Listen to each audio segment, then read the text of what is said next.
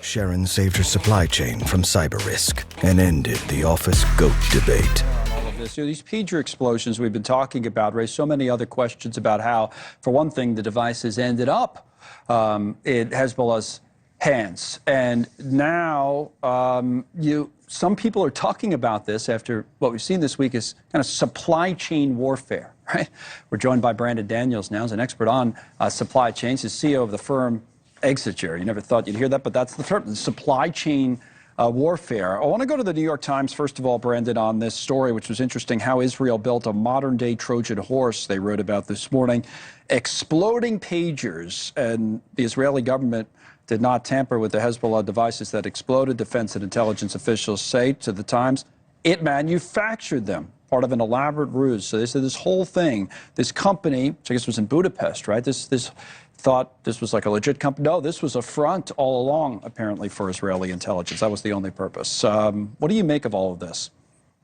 Well, Connell, thank you again for having me on. The last time we talked about the individual components and pieces in a supply chain and how you might not have visibility to that, right? I mean, less than 30% of companies in our industrial base have visibility past their first tier into their supply chain.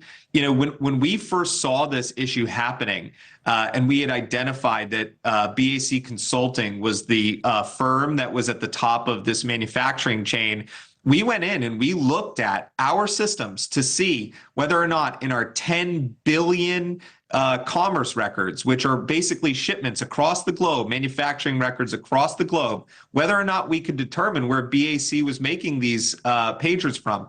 And they have no manufacturing footprint. Then we went and looked and we ran through our artificial intelligence capability a BAC business profile. Mm-hmm. And you found that there was only a business development manager available on LinkedIn. There was limited and very thin information on this company generally. And you would think that as you're doing business, as you're acquiring critical materials for, operations as sensitive and high risk as what Hezbollah would doing, they would be doing due diligence like this. But the fact is, not even our own government agencies, not even our own U.S. companies are doing this kind of due diligence. In fact, in the COVID-19 response, Connell, we would see companies that were literally stood up overnight or were estheticians 2 weeks ago trying to sell us ventilators. And so this kind of activity is happening all over our supply chain. That's crazy to me because, the pagers themselves, as Bloomberg points out, and the walkie-talkies, especially, I think, were discontinued like a decade ago. So we've talked about this Japanese company, and then it goes through this Hungarian company, but which you say had no footprint. I was surprised by that a little. I thought, when you have a front like this, I thought they did some legit business, just to put up, that's what a front is, essentially. There was none of that? Or? So this is the thing, is everyone looks at the front end of a company. So do they have customers? And BAC did have customers.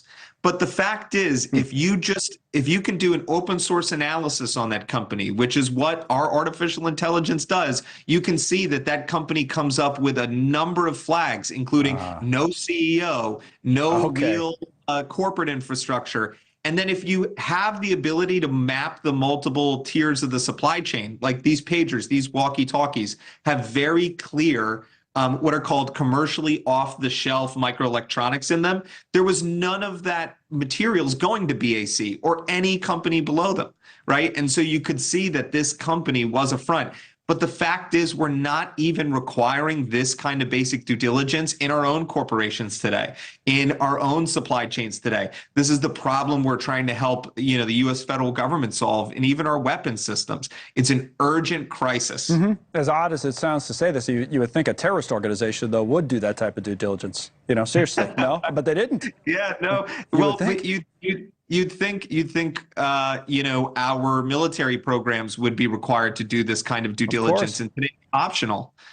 You'd think that our rail systems, our energy grid would be required to do this due diligence, and it really stops at the first tier, who they're buying from, who their contract manufacturers are using. There's no visibility. And I will tell you, I know for certain that Russia and China and other near peer adversaries have specific bought companies and specifically implanted themselves into the supply chain and are engaged in this non-kinetic warfare. I do it all the time interviewing CEOs and make sure that they're from the company. By the way, Exiger's website, Brandon Daniels, that's the guy in charge. They're crazy to me, though, this story. Thank you, Brandon, for explaining all of this. An expert, as we say, on supply chains. Think about all that went into this.